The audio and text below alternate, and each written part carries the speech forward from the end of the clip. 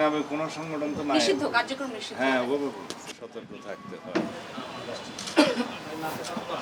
কার্যক্রম নিষিদ্ধ।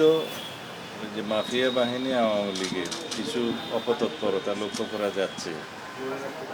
বিভিন্ন ডিস্ট্রিক্টে আমরা দেখেছি তারা মিছিল মিটিং করার মতো কিছু কার্যক্রম হাতে নিয়েছে, দুই একটা দেখা গিয়েছে।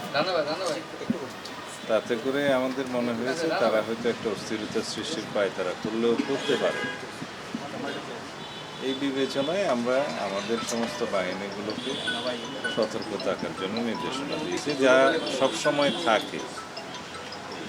তার বাইরে আমরা আজকে থেকে 30 তারিখ পর্যন্ত আমাদের সেনা সদস্যদেরকে আবার in aid to civil power আমরা আইন মোতাবেক এই Dhaka metro, Chittagong metro, Narayanganj, Gazipur metro এবং এর বাইরে দুটো জেলা, তাতে আমরা ডিপ্লয় করেছি যাতে যে কোনো রকমের অপতৎপরতা অ্যাড্রেস করা যায় ইন এইড টু সিভিল পাওয়ার। এখানে আস্থা অনাস্থার প্রশ্ন আসে কেন?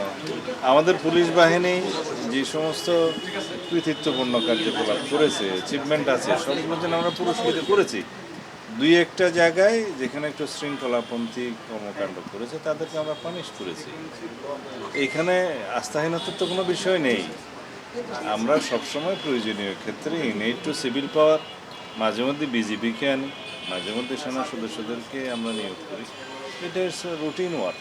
মাননীয় মন্ত্রী 5 জুন থেকে তো সেনাবাহিনী ধাপে ধাপে তুলে দেওয়ার কথা। সেই ক্ষেত্রে যখন এরকম একটা সময় আবার নতুন করে 6 জেলায় সেনাবাহিনী মোতায়েন, পুলিশ কি পারত না? এইটা গত 15 তারিখে সারা বাংলাদেশ থেকে সেনা সদস্যদেরকে প্রত্যাহার করা হয়েছে, যারা দীর্ঘ প্রায় 1.5 বছর যাবৎ মাঠে ছিল, ইন্টারিম গভর্নমেন্টের সময় ছিল।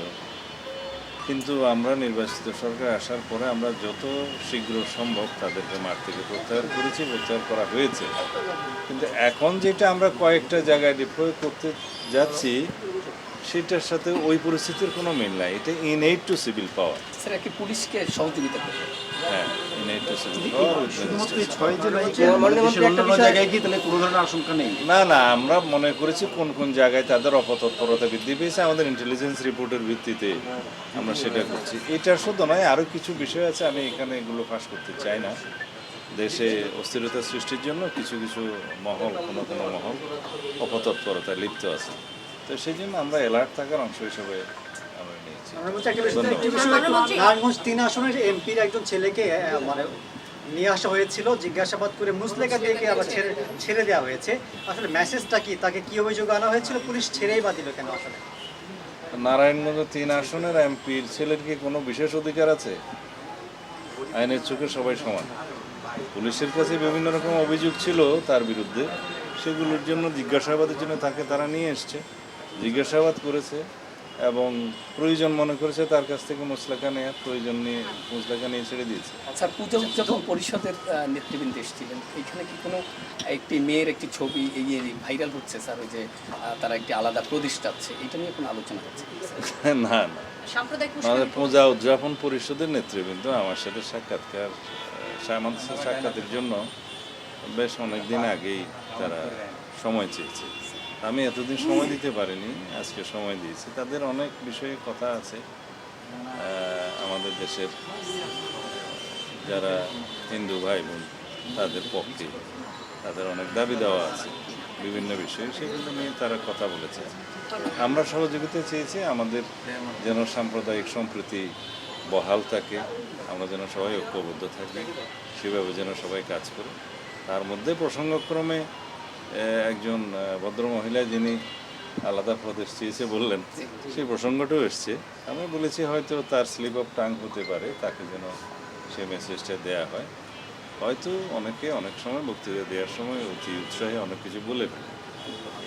মাননীয় মন্ত্রী 11 দলের আগামী সমাবেশ ডেকেছে, 11 দল তারা আজকে, এবং তারা বলেছে যে ইন্টারিম সময়ে যে আইন শৃঙ্খলা ছিল তার চেয়ে অনেক বেশি খারাপ হচ্ছে এই সব সময়। প্রশ্ন একজন করে কেন? তোমরা কি প্রশ্ন? আমাদের মধ্যে একটা বিষয় আছে, আপনি গাজীপুরে এটা বলতে শেষ করছি। সব প্রশ্ন। এই প্রশ্নটা একটু হ্যাঁ। বলে। এখন তারা বলছে ইন্টারিমের সময় থেকে গুম খুন আরো বেশি হয়েছে এই 11 দল। এবং জামাতের যে সেক্রেটারি তিনি বলেছেন যে আসলে ইন্টারিম গভর্নমেন্ট থেকে এই সময়টাতে আরো আইন শৃঙ্খলা অবনতি সত্যিকার হয়েছে। ডাটা, তথ্য, রিপোর্ট সব কিছু বিশ্লেষণ করে দেখুন, বিগত যে কোনো সময়ের তুলনায় অন্যান্য বৎসর এবং মাসওয়ারি অপরাধ চিত্র আমাদের এই সময়ে অনেক কম। তাদের 2 দিনের সমাবেশ দেখেছে 11 দল, তারা এই সরকারের যে নানা অপরাধগুলো নিয়ে, আইন শৃঙ্খলা অবনতি নিয়ে, এটা নিয়ে কিছু। বিরোধী দল 11 দলের ব্যানারে সমাবেশ করছে, গণতন্ত্র বিকশিত হচ্ছে, তারা তাদের কথা বলবে, দেয়ার অ্যাট লিবার্টি, আমরাও আমাদের কথা মাঠে বলবো। স্বরাষ্ট্রমন্ত্রী হিসেবে আপনি কালকে আওয়ামী লীগের প্রতিষ্ঠাবার্ষিকী আপনি কোনো বার্তা দিবেন কিনা সাধারণ মানুষের আওয়ামী উদ্দেশ্যে? লীগ নামে কোনো সংগঠন তো নাই। নিষিদ্ধ কার্যক্রম নিষিদ্ধ। হ্যাঁ,